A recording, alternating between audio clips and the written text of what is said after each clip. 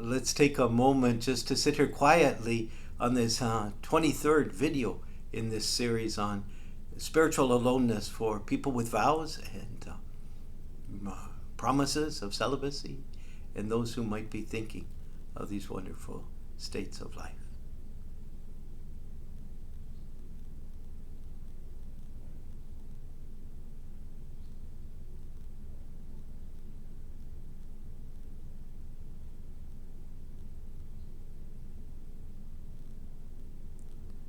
The passage I've chosen comes from Thomas à Kempis, I think The Imitation of Christ, book 41 or something like that.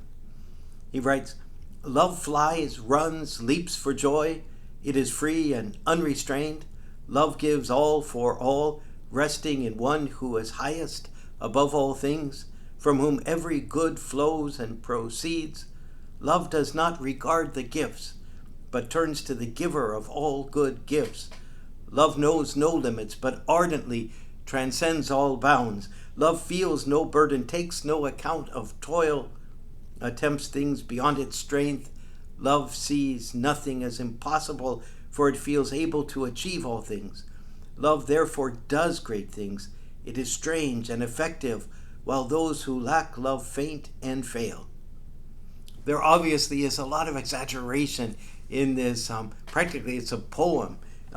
It's certainly, a wonderful expression of being moved by thinking about love and by reflecting on what it does inside one's heart.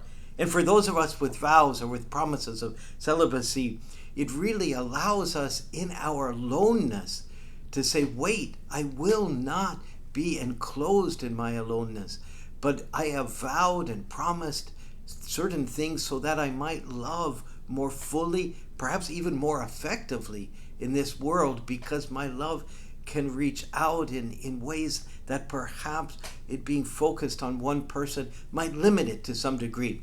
Not that there's anything, at all wrong with the beautiful state of marriage, but that we have committed ourselves to love others with a certain generosity. And this captures the joy of that generosity, running, leaping, free, unrestrained, transcending bounds, feeling no burden, toiling without taking account of that, attempting things beyond our strength, seeing nothing as impossible. All of those expressions, exaggerated as they may be, are wonderful ways for us to shift our focus to love as God loves.